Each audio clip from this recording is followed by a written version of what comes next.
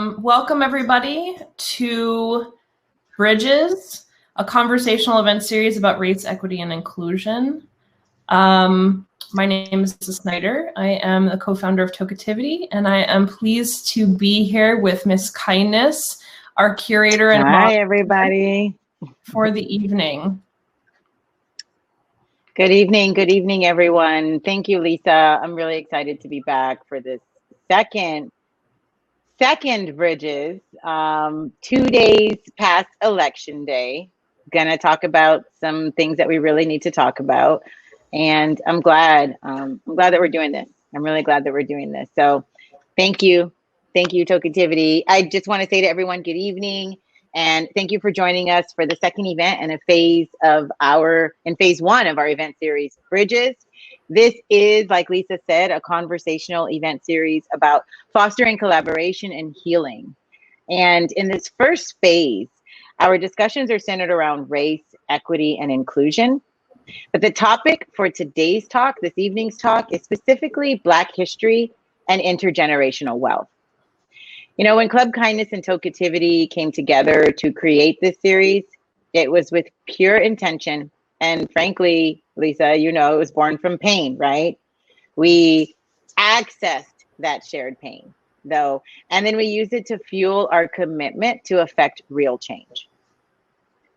And here we are. We're doing Bridges. You know, this is from me. I don't feel like Bridges is for everyone. In fact, it's for a very specific audience. It's for the people who care deeply about racial justice and the magnitude of the crisis currently facing our communities, particularly communities of color, right? It's for those who understand how much work we have to do, and for those who are ready to do that work.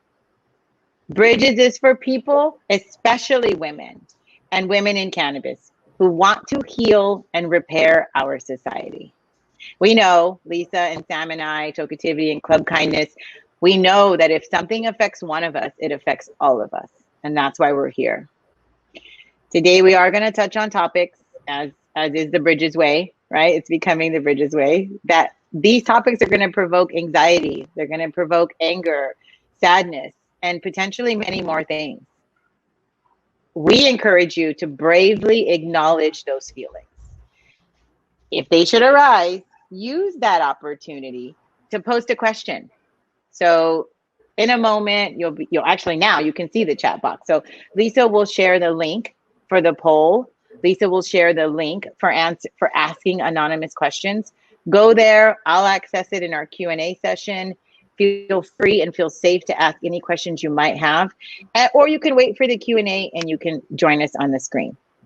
But when those feelings arise, honor them and acknowledge them and use them as an opportunity to ask questions that they might provoke. So we're here to support and grow together. We created the series to build bridges and to develop tools we need for real collaboration. And today we're going to feature two amazing, brave women and fellow bridge makers. And I'm honored to be joined by Khadijah Adams and Tiffani Sharp today. And in a moment, these two ladies, they're going to join me on the stage. And we're going to start to embark upon a discussion that I hope inspires each of you to further affect change in your families, in your businesses, and in your communities.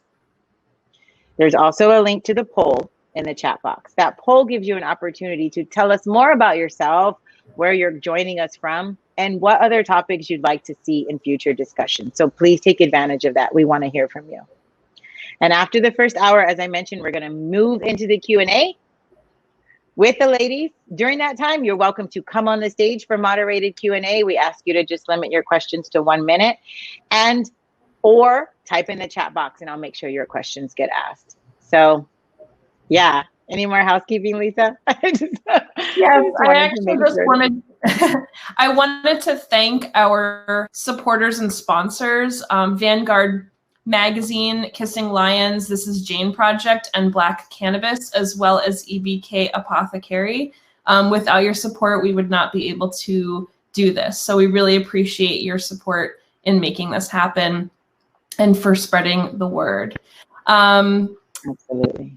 we are so excited to have you, and I look forward to seeing everybody in the sessions afterwards. We will be recording the sessions this time. We did not last time, but we will be recording it this time. Just wanted to let everybody know that.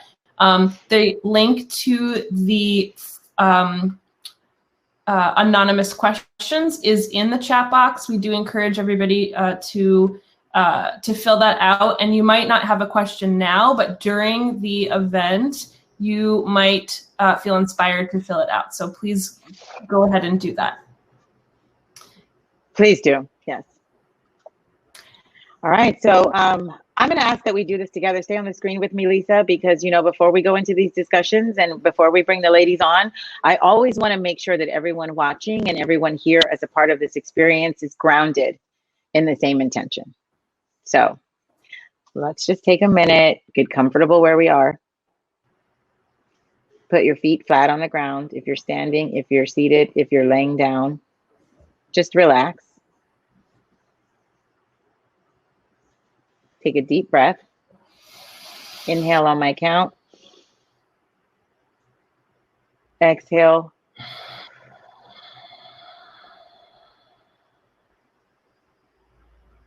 One more deep breath. Slowly in.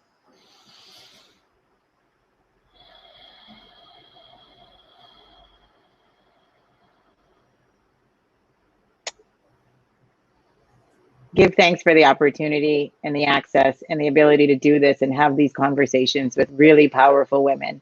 I'm very grateful to be your guide through this journey. And I'm very grateful for Tokeativity, the women, the leaders, all of you here.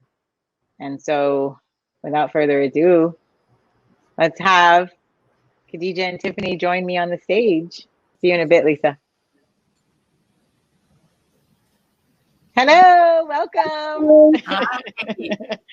And just like that, we are on the main stage together. I love what the ladies of Tokeativity have built for us here to be able to come together like this in the intraweb. That is my new term. So I want to welcome to the main stage here for Bridges with us today, Ms. Tiffani Sharp Esquire and Khadijah Adams. Thank you for joining us. Thank you for having me. Thank you. I'm going to let you all introduce yourselves because, you know, today's topic, we talked about it. We're going to get right into the conversation. I have some questions for each of you, but we are talking today specifically as we evolve in this series about Black history and intergenerational wealth.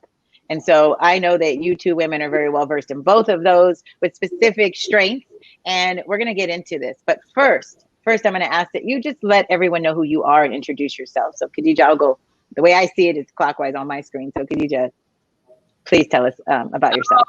Awesome. Well, thank you, first of all, for having me on. I really appreciate it. I appreciate the opportunity. And yeah, so I am an entrepreneur. I've been an entrepreneur since 1997. I am allergic to bosses. I am not, I'm not down on jobs, just up on opportunity. And so I decided to be a full-time entrepreneur, raising 4 sons by myself because I knew I could not make ends meet working 3 and 4 jobs. So I decided to just take the leap in 1997, and I have been a full-time entrepreneur ever since. I entered the cannabis industry legally in 2014 by way of Colorado. I sold everything I had except for my computer, my cell phone, my car, and my clothes. And I moved from Sugar Land, Texas to Colorado and got in on the cannabis industry by way of investing. My first company was Marijuana Investment and Private Retreat. I started that in November 2014. I sold that company in June 2017. I'm a partner in a private equity firm called C.E. Hutton. We're located in Denver, Colorado. I am the vice president and also one of the supermajorities there. And then I'm also the founder of Girl Get That Money, which is a business empowerment coaching and consultancy firm. And I'm also an accredited investor. I'm highly invested in the cannabis space, and I'm super excited to be here. So thank you for having me. Thank you so much. I mean, you know, when we do these resumes, I'm like, we're bringing the bosses for this. Also, I want to just say thank you for being a Black woman who is doing the work you are doing, who's out there in the community representing, and I know we're going to get into this discussion, ensuring that other people of color gain access as well. So thank you for being here today. I appreciate it so much. Absolutely. Miss Tiffani Sharp, who I consider a friend, and we are buddies, and we chat about so many things online and have children the same age, an attorney doing amazing work in the community. Welcome to the stage. Tell us about yourself. Thank you so much. Well, thank you, Khadijah, because I love to hear stories of particularly Black women just, you know, bulldozing through the barriers and walls. So it's a pleasure and honor to get to hear your story. I'm Tiffani Sharp. I'm here in Sacramento, California. I'm an attorney. Like Khadijah, I too am allergic to bosses, although I actually came into entrepreneurship not voluntarily. I actually got fired from 5 legal jobs in 1 year for insubordination. And finally, my father, I was in my 20s, and my father, who was doing my taxes at the time, and you know, was presented with 5 W-2s in 1 year, said, look, you just can't, you can't work for anybody. You need to figure something out. And so I started my own law practice in 2004. Actually just started my own law practice, waiting to get a real job. I haven't had a real job since. So it's been a wonderful journey being a Black woman, attorney, entrepreneur that's able to get to call my own shots and, you know, make decisions that are best for me and my community without having to, you know, tone anything down, let's just say. So yes, I'm an attorney in Sacramento. I also have an international women's nonprofit that works with underrepresented women around the world, empowering them to and through entrepreneurship, sort of taking my experience of employment liberation and helping other women in locally in Sacramento, as well as in Kenya, Peru, and Nepal, find empowerment or you know, manifest their own empowerment through entrepreneurship. And it was from that project in Sacramento, California, where we're working with women of color entrepreneurs in an entrepreneurial incubator, that a lot of women started coming to me asking about how they can become successful in the then newly commercially legalized cannabis industry in California.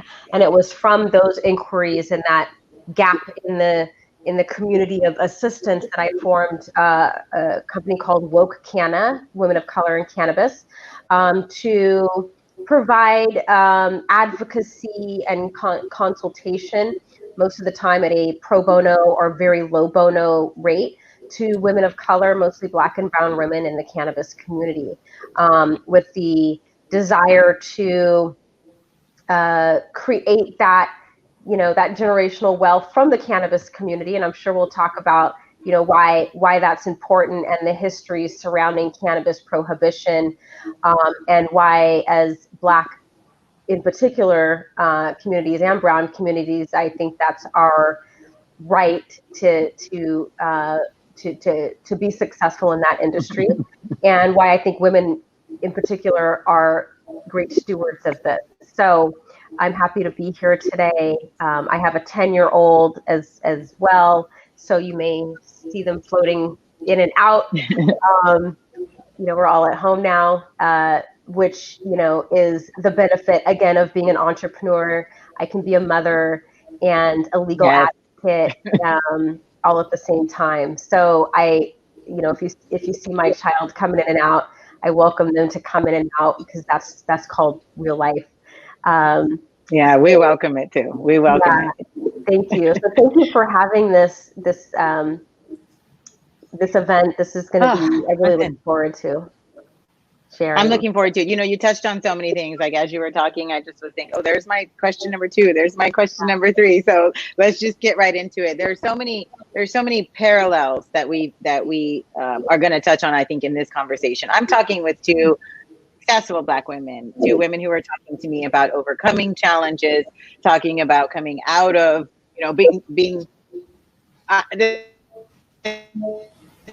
I'm allergic to bosses by training, right? Went and got my education, became a high school teacher, became a professor, and then had to leave because the bells were making me crazy. I hated being told when I could go to the bathroom. So same, we're allergic to our bosses. Now, let's get right into the content and let's talk about how we got here, right? So as Black women, we're dealing with all kinds of dichotomies. We had to overcome these challenges. I'm going to ask you both this question. How, and then we'll get into history because I want to go back, but you just made me think of these questions, Tiffani. How have each of you interfaced with your challenges despite being Black women, or because of, or encouraged by? How have you incorporated your Black womanhood into your success? Well, I'll let Tiffani go first. Yeah, I was thinking about that. That's an excellent question. I've never been asked that before, so I was pausing to take a moment. But you know, I think let me just put it to you like this. You know, when all of those 5 jobs that I was fired from back in 2004 were men. I was fired from, you know, jobs with male bosses. One of which was also Black, but the others were not. And it was, you know, being fired was liberating in a sense, because I got to show up. You know, when I started my own law practice, I got to show up as I am and not how somebody needed me to be. So in addition to cannabis, I have a specialization. I have a cannabis law certificate. I also have a legal specialization in international law. So I started my law practice working with a lot of international clients, and in a lot of cases, I may have been the first Black person that they were ever, like, in the first time they were ever in a room together with a Black person. Had a lot of, you know, Slavic clients, so Russian-speaking clients, a lot of, you know, where just is not a lot of Black people, and what I learned is that I could show up as I am. You know, I'm a Black woman. I have tattoos everywhere. I'm covered. And, you know, I could be whoever I wanted to be as long as I was good at what I was doing. And there was always a point where I would meet a client and they would be very surprised to see that I am who I am, because, you know, I sound a certain way and they create this vision of me based on the way I sound, and I don't appear the way I sound. And so there's always that sort of surprise. And then as we're talking about their legal matters, this very noticeable transition from seeing me like visually to actually hearing you and appreciating me for my legal knowledge and completely forgetting that first visual impression. And so I want to interject if I can, Tiffani, really quick, because this is a point that I think will weave throughout every conversation we have in this Bridges series. And as we talk with Black women, this is common. This sort of white speak or this Black speak. Code switching came up in the last discussion, and then we talked about just putting that down and not having to code switch because I'm showing up as exactly who I am. Yeah. And that's what you're touching on again right here. And this is what you're saying, and I feel like what you're saying is that's what entrepreneurship gave you, this ability to not have to fit into any hat because you could decide, and in deciding you just showed up as who you were and didn't have to think about how other people were perceiving it. Is that right? That's absolutely right. Now, so just as some background, my parents are from the South, and they are very into education. My mother was an English teacher. So like I sound like this is how I sound. Right. This is really how I say the words. Yeah. This is like literally how I talk, you know, so, you know, sounding, one racial identity or another, like, this is how I talk, this, and it, it's like when growing up, I got teased from everybody because I sounded a certain way, either I looked too black or I sounded too white. And this is like literally how I talk. I talk to my dogs. Yeah, this is who I am. Like, literally. Plants this way. Khadijah, Like, no, you're not in this. I talk to my plants this way too. Oh my goodness. This is easy, and this is Tops. I actually name my plants. Real talk. I have that same plant over here, but anyway. It's easy. Yes, yeah, I love it. Khadijah, no, you're not in California though, because you're in Sacramento, right, Tiffani? Where are you, Khadijah? Remind me. I'm in Arizona right now. Yeah. So I have been in 6 different states since 2014, since entering the industry. Wow. My goal is to get to every legal state at some point. But as a Black woman showing up in the cannabis industry, I have to say that once I did the background, once I began to re-educate myself, once I learned the meat and potatoes of the war on drugs and what that was all about, once I began to just come into reality, right? Then I said, okay, well, what do I bring and how do I show up as a Black woman? I show up as a Black woman to re-educate my community. Most importantly, about not only the war on drugs, what that was really all about, right? Re-educate them on positioning in this industry and why it's so important for them to position in this particular industry, be it, as a business owner, as an entrepreneur, as an investor, or as an employee. I believe, or it's very important, for me as a Black woman to show up for other Black women and to show up for other Black people in this industry. And so that's how I've shown up. Absolutely.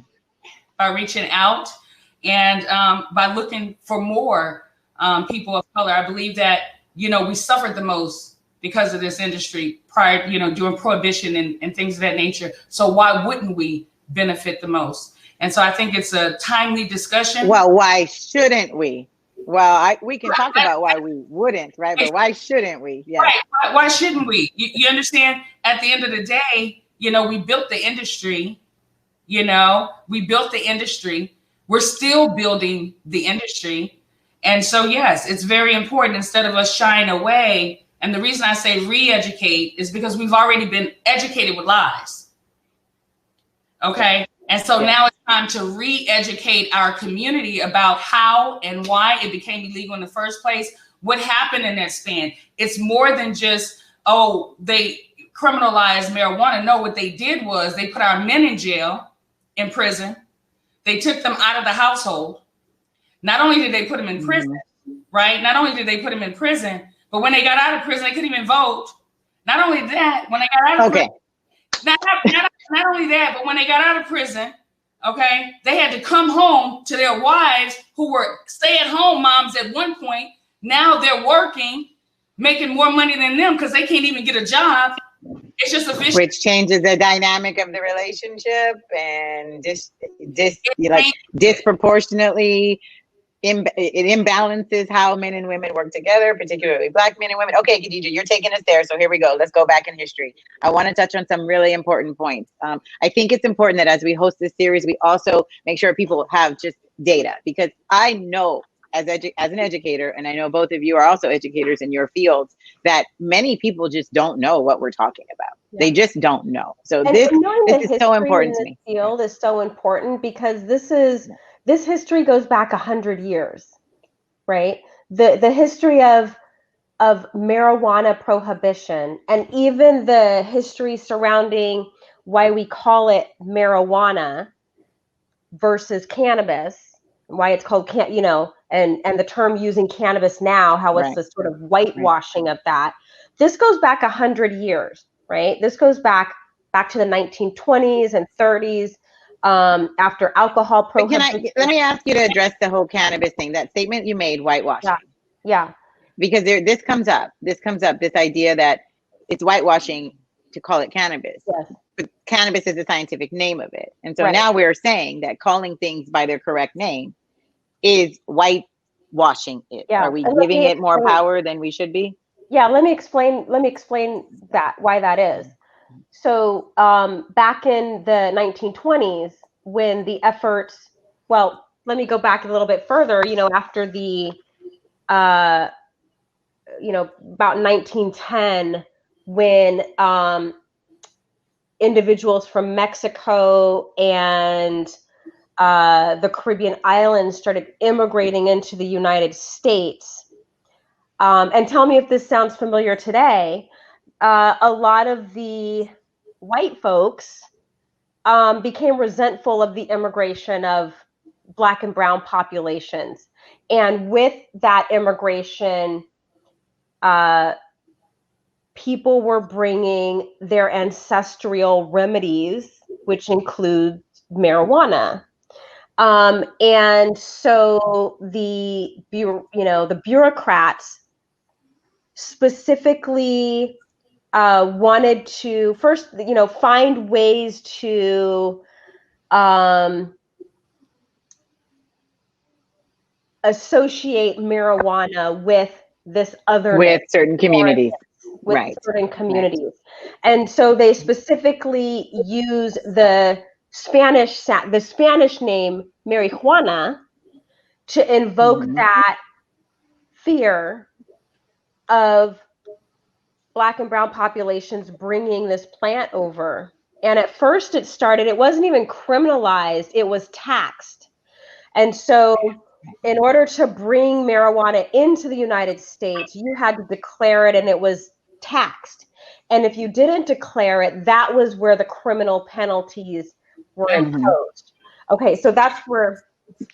Okay, so you're doing lawyer speak now, because now you're talking about policy, and you're talking about how significant policy is in how we become impacted. So I want to go back. Now we can make this, so we can make this cannabis specific. We can make this Portuguese. Exactly. Let's go all the way back.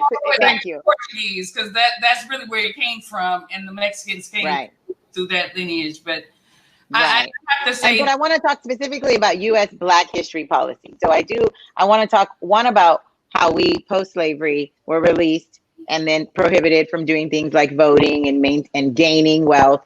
The Tulsa riots, Black Wall Street, all of these times that we began to reestablish wealth, as in we're capable of it, we're strong, powerful people, we were oppressed, then we got a little bit of freedom, we turned it into this golden thing, and then that got shut down. And what we see in cannabis, as you're describing, as I'll let you continue to describe, is a microcosm of this system. It's a microcosm of that. And if you think about the time frame in which really the taxation and then subsequent criminalization of it happened, we're talking about the 1910s, the 1920s. This is a period of time where Black communities are starting to prosper in a sense. And it's scary. Anytime Black people get a little something, two things happen.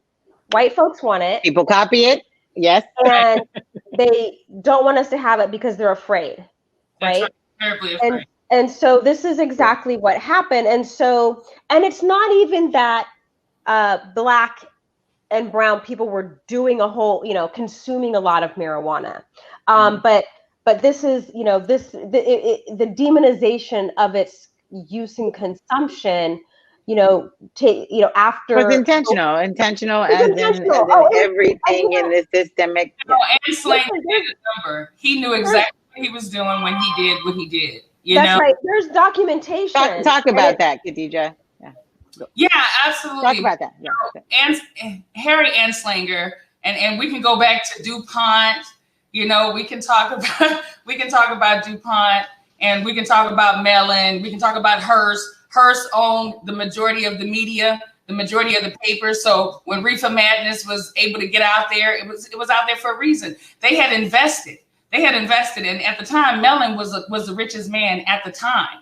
Okay, and you have DuPont, who was a petroleum guy, and then you have Hearst, who's a newspaper guy, right? They had loans, they had business going through that bank. You understand? And so when hemp came out in the papers to be this crop that was going to take over everything, that was going to, you know, get rid of this industry and that industry and that industry, they went straight to Melon, and Melon called his nephew-in-law.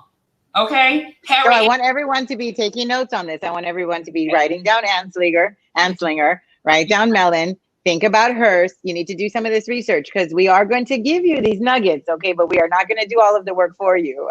That I want to stand behind my Black people and sisters and say, here's the knowledge, but we're not going to do all the work. Khadijah, you said something earlier. You said, we should benefit from this. And when you said we, you meant Black people, because we built this.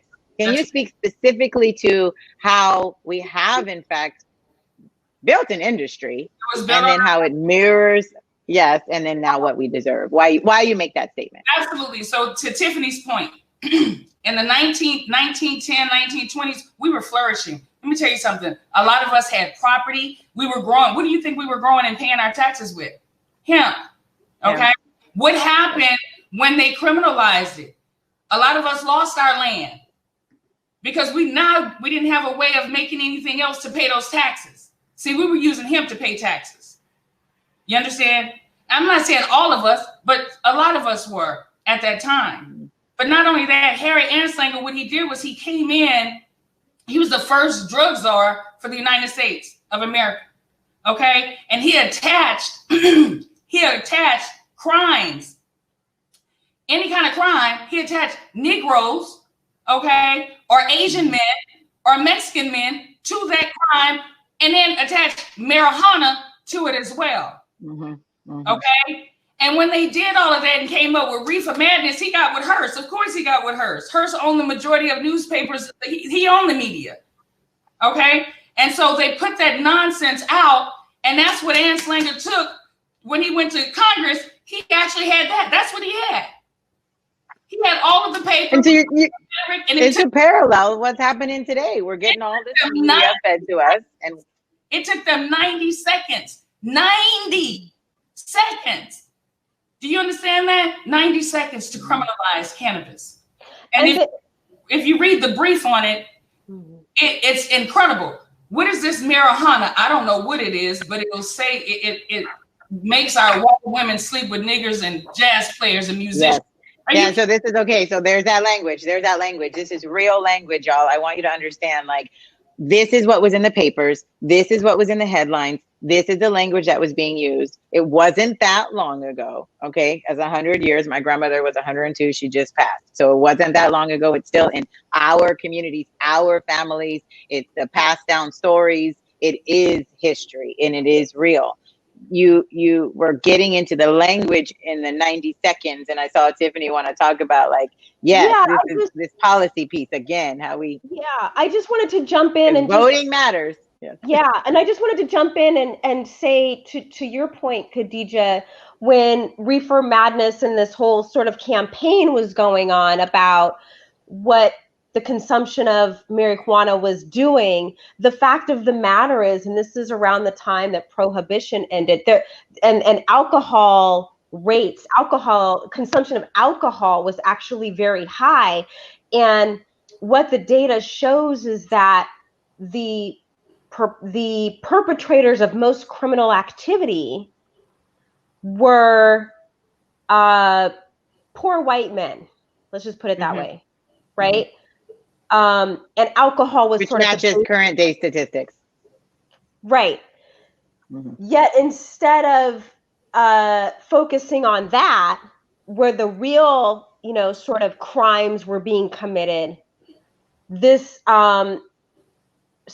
this narrative was created surrounding marijuana and Black men, and your white women are going to want to sleep with Black men, and so on and so forth. Now, they didn't say Black men though, but you're right. They didn't use that. They didn't use that word. Yes. Now, that's the same narrative that we create today. It's the same narrative we've argued that we as Black women and men are either over sexualized, shown to be aggressive, right? Black men are gang members. So this, again, I'm going to repeat this word. Cannabis is a microcosm of what we see in our global society, which reflects way too much anti-Blackness, right? Is that a fair statement? Absolutely. Okay, so So now let's if you want to understand the racial dynamics, cannabis or marijuana policy, U.S. marijuana policy. I'm gonna call it marijuana because we don't get to call it cannabis now. It is legal and white folks do it. But if you want to study, if you want to understand it, really, like you're right, it's a microcosm of the greater picture because you can see where this has happened in every aspect of. Yeah, you really can. You can see it in every aspect of our lives because let me tell you something. There's not a person, a Black person or a brown person that I know of that doesn't have a family member or a friend, someone they know that has been affected by the war on drugs, the failed war on drugs at that. But back to your question. Please say that again. Please say that again. I'm sorry. Please say, you cannot know a person. Please say that again. We need that soundbite. I have no idea. When I started talking. Oh, you just said there is just not, there is no way that you can run into a person that has not been impacted by the war on drugs. Yeah, and you said the failed war on drugs. I think that's what's important is the failed war. And it's the failed war on drugs. And that to your point, Tiffany, it is very important. But why do I say that this industry was built on our backs? Because the majority of our Black men have been, there's more Black men and women in prison behind marijuana or cannabis, okay, than there are our white counterparts, period. That's it, that's all. What happens when you do that? You are now taking away dads and moms and aunts and uncles and listen, it gets to the point where it's generational. Now we want to talk about intergenerational wealth. Okay. Yes, we do. That in itself created intergenerational poverty. Yeah. Think of it this way. The successful white men, mostly the people that are successful and making money in the cannabis industry today are the white people who didn't get arrested 20, 30 years ago. Right. So did and were able to get off. Right. Yeah. And didn't have, the charges pressed or had, connections or just showed up to court being white. and got me off. Yeah. And so it's not like they were doing anything less. And in fact, the I've seen, they were doing a whole lot more, but we're just not incarcerated. So think about what that means as far as generational wealth. You have generations that have, instead of being persecuted for activities, have actually been, and they use it as street cred now, right? They use it as street cred now, like a badge of honor, where our mostly Black men are still feeling the shame of having those because it leads to one thing leads to another. You get a simple possession charge that leads to you not being able to get a job, that leads to you losing custody of your kids, which leads to depression. You can't have a job, so you have to resort to, prohibited activities to make money. I'm not going to call them illegal, right? Because the legality, as an attorney, I know what's legal and what's not legal is fluid. So with it's on a spectrum, and it's just this vicious cycle. Meanwhile, the white counterparts are going to college, getting jobs, right? Benefiting not only from the generational wealth that they've inherited that got them off of being convicted, but are now adding. Sorry, I got to interject here. Because California just dropped the ball. California just failed us significantly on cash bail on 25. You just made me feel that in my soul. So we are in this election period right now, which is why we chose this topic. Money is going to come up. I just want to, can we talk about that real quick? I want to sidebar. Let's talk about cash bail and how it's a part of the system. And yeah, it's absolutely, you're talking about, I'm not surprised though. I'm going to tell you, I'm not surprised it failed. And I'm not surprised at these election results and the lack of sort of backlash. Nothing surprises me anymore. Because this country has not had an honest conversation with itself about its own prosperity. That's right.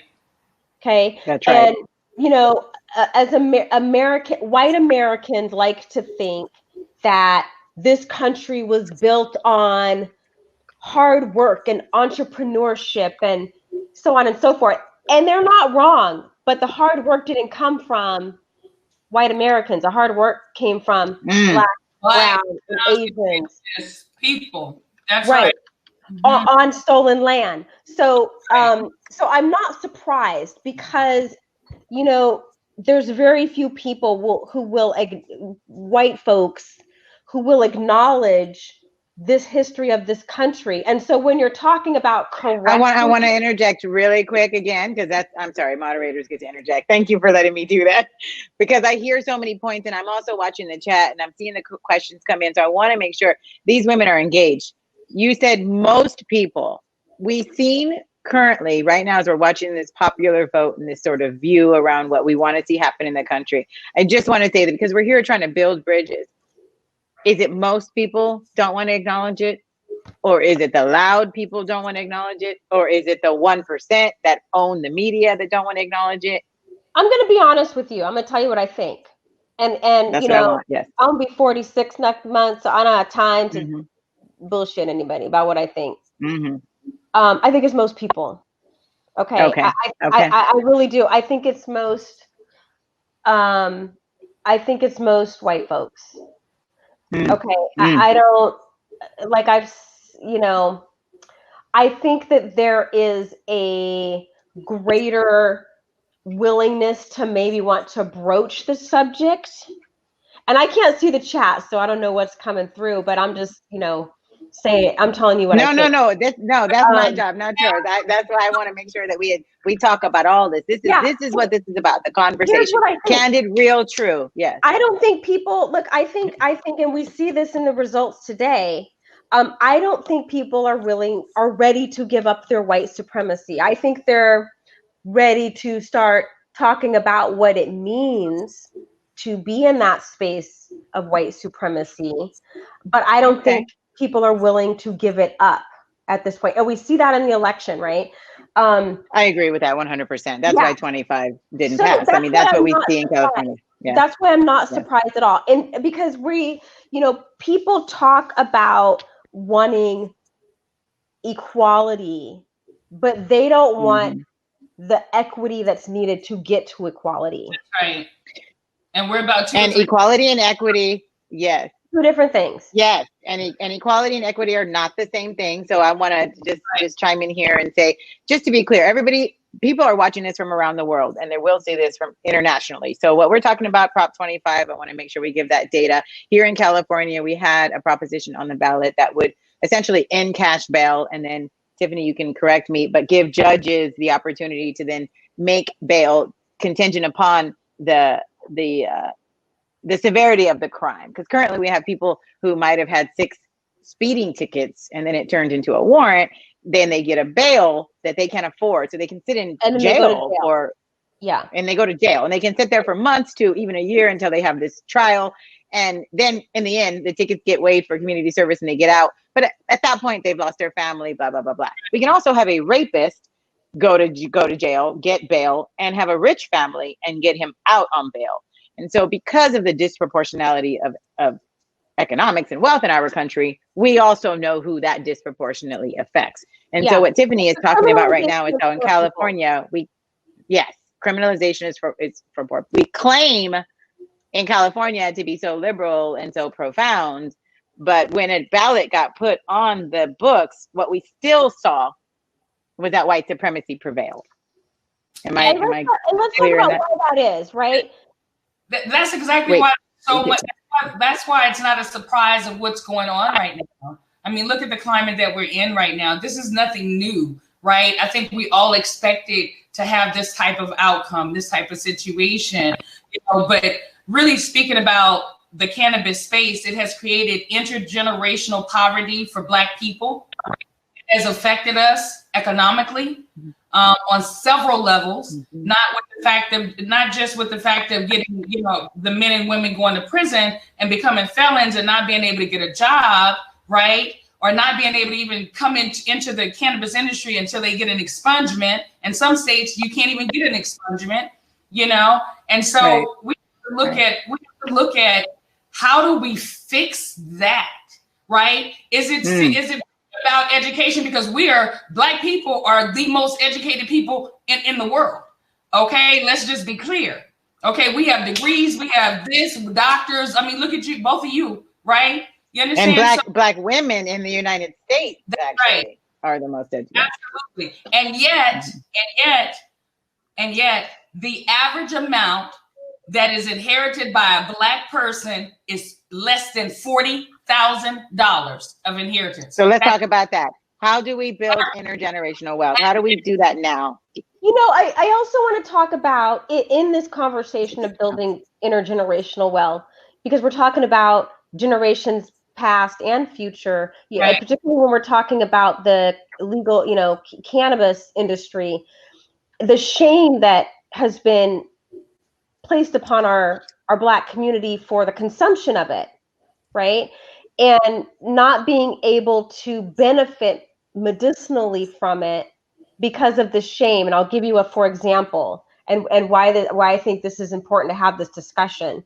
For myself, it's really interesting because the first time before election night 2016, I could count on half of a hand how many times I actually consumed cannabis, and I hated it. And I actually got a medical prescription based on my own issues of insomnia, some PTSD and depression and blah, blah, blah. But I got a prescription from my 70-year-old mother who had spinal surgery, but didn't want to take the narcotics that were prescribed because we have a history of addiction on her side of the family. And so I got a prescription of a medical marijuana prescription. Back then you could just do a prescription. You had to have a medical prescription. So I got one for her and bought her things so that she could have some pain alleviation, and she wouldn't take it because of the stigmatization surrounding our old Black folks. And the line was, we don't do that sort of thing. Right? That's not what we do. And whereas white folks have been just doing it, doing it without shame. And she wouldn't use it until she saw on Good Morning America, and then it was okay for her. And they're still giving us permission. They're giving us permission when this is an entitlement I believe we have. And so when we're talking about how do we build that generational wealth, particularly surrounding this industry, we need to talk about how we remove the shame from it that the generations before us had, because it had been so heavily criminalized and stigmatized. And, as we go forward, talking to our children about this, natural herb that we should be using, like we use echinacea and St. John's wort and valerian root and, all of these holistic remedies, and removing the shame from it so we can properly step into the industry and get our money as we're entitled to without having to do so in the dark. Right. In our own community. So if we talk about these tangible ways to remove that shame, because I agree. And go ahead, Khadijah. I think you're going to answer let me ask this, because I think you're about to get into it. And I do want you to answer this. These tangible ways to come out of this shame and build this wealth. I think that's where you're about to go, right? So, I'm going to talk about building intergenerational and building generational wealth. Right? Wealth that can be passed on from generation to generation, wealth that can be passed on and not only passed on, but shared with family members, which is intergenerational wealth. So in the cannabis space, I believe Black folks need to invest in Black folks. I believe that we need to stop waiting for people who have enslaved us to give us permission. I believe that we need to pool in our resources together, because individually we're financially weak, but together we are financially strong. Okay? So the average person, the average Black person inherits less than 40,000. The average white person inherits more than 150,000. Come on. This has been generational. Say that again. This has been generational. This has been generational. And so for the cannabis industry, look around for Black-owned businesses. Listen, Canna-clusive, I don't know if I can say that. I'm not trying to put a plug, but they have a whole list, over 600 minority-owned companies. And they're specific. They say Black-owned, Asian-owned, Latinx-owned, et cetera, et cetera. Invest LGBT, in, yes. We're so all quick. intersected. We're so quick when we get money to run to a suburban area and put our money in a suburban area and pay the taxes in a suburban area that we fail to buy the 3 or 4 or 5 houses straight up in the hood that we could take and fix up and put our, come on now, let's talk about really building wealth. Well, what about in cannabis? What else can we do in cannabis? Look at these companies. How can we invest? How can we teach them how to invest? How can we teach them how to do a crowdfunding right there in the neighborhood, right there. This is how we do that. Getting stocks, okay? Investing in dividend companies, right? Dividend stocks that pay you back dividends. That's important. Getting real estate, getting land. That's important. And I want to talk about how do you? Sorry, I want to talk about ancillary businesses also, because as rapidly growing as the cannabis industry is, the ancillary business is probably growing about 10 times faster. And what do I mean by ancillary business? I mean the businesses that service the cannabis industry. So like myself as an attorney, I don't make money from it, but servicing and consulting to people who are in or want to get in the cannabis industry. Marketing, right? If you're somebody that has some expertise in marketing. I mean, I do free consultations to women of color and that want to get into the cannabis industry. And about 80% of the time, what's more profitable for them is to not try to get into this highly regulated market. To touch the plant, right. But in plant touching, but use your skills that you already have in real estate, and accounting, start where you marketing, insurance, consultation, and just, start off adding a service to service the cannabis industry, security. I mean, you talk about because every single, I can find anybody doing a job and tell you how you can get in the cannabis industry as an ancillary business. Yes, okay? yes. And so, that's tangible, Tiffani. Those are tangible. Those are tangible things that people can do, and I appreciate it. We're talking to a community that is here, that is primarily white, that will be watching this because they want to know what they can do to help contribute to what this crisis is. And so, how can we really talk to them, tell them, because we're going to go into Q&A right now, but I want to give them the nuggets, the gems. Yeah. That's a really good question, because here's what you can do. And hear me when I say this. Write a check. It's just that simple. Put your money where your mouth is, because guess what? Everybody's been talking. Everybody's been getting on stage. Everybody's been talking about diversity, equity, inclusion, and it's just talk and talk and talk and talk and talk. Okay, but at the end of the day, what walks? Yeah, and that's why when you asked me, write a check. What I how I really felt, and I told you I'm not surprised at all, and I'll tell you why. Because I've been hearing all this talk, right? But when it comes down, when the rubber meets the road, and it comes down to actually do,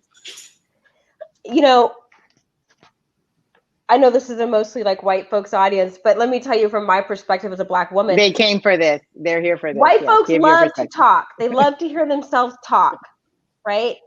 And they love to hear themselves talk about how progressive and woke they are and what they think about this and what they think about that.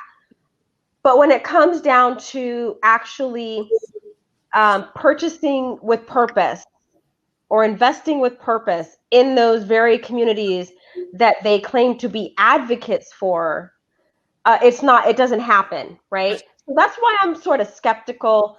And I'll tell you what, the white folks I know that are actually truly that are true advocates for the Black community don't go around talking about it. That's right. They just be about it. They just be about it. I'm sorry. Say that again, Tiffani. Please say it again. The white folks I know that are actual advocates for the Black community don't talk about it. Thank you. Thank you. And they write checks. And they write checks. They'll ask me, I get messages from people, hey, Tiffani, I want to do I need this kind of attorney. I need this kind of accountant. I need a marketing firm. I needed this, I needed that. Can you refer me to a Black woman? Right? These are people that don't sit up on their soapbox talking about how woke they are. They purchase with purpose. They support with purpose. They do the work. They don't talk about the work. They do the work.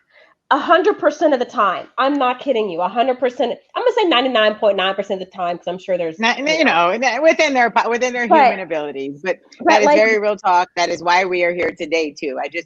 I want to say that, like, this isn't about boasting. This isn't about putting anybody on a pedestal. But like, the white women in cannabis that I work with, they're showing up. They're not talking about it. They're just showing up. They're showing up. Right. And when they have an opportunity to show up, they sit the fuck down and listen, and they don't talk, right? They listen to what is needed. They take that and they go and they act, right? There's no showboating on Facebook. There's no posting of this and that.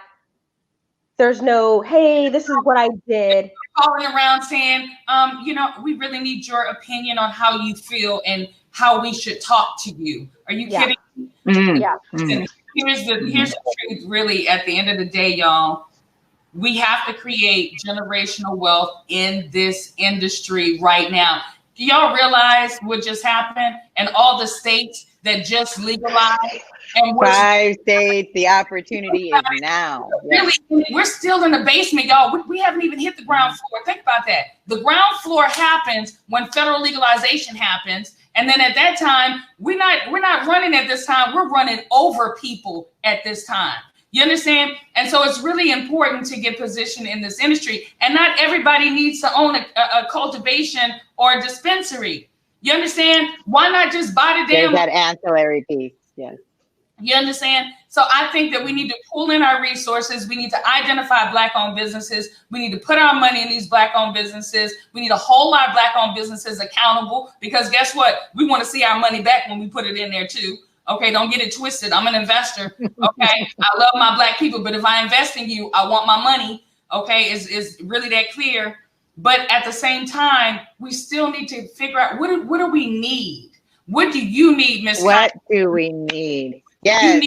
Okay, so you're gonna take, now we're gonna transition, because I know I'm getting all kinds of dings and messages, and my senses are like, trying to be an MC when you're trying to moderate a conversation when we sit on a couch, because Khadijah, you and I have done that. We have been in events together in person, and it's like, oh hey sis, I'm touching your hand. On the screen, I'm like, ding in my ear, ding on my screen. People have questions. So what we're gonna do is 501. I want us to transition into the sessions, because we're into the meat and potatoes now. We are into how we do this. What is your job? What is our job? And the women in here, they have questions. So this is what I'm going to do. I'm going to say to everyone some housekeeping. On the left of your screen, you're going to see sessions, and it says now in red. You can click there. When you click there, don't leave yet. When you click there, you're going to see a room that opens up, and that is the moderated Q&A. We're just going to transition over there. It'll take us about a minute to get there. We'll all be there together. Tiffani and Khadijah will be there on the screen. I'll be there as well. But at that point, I'm out. I'm going to let you all come in. If you have a question, please type it in the chat. I'll also have up any anonymous questions that you have submitted during this hour or before today's event. And I'll continue to ask them unless women want to come on. So Thank you for being here. We've got one more hour to go. And now comes the good stuff, because it's not me and it's not what's in my brain. It's everybody out there. All right, so click sessions. Let's go. I'll see you over there.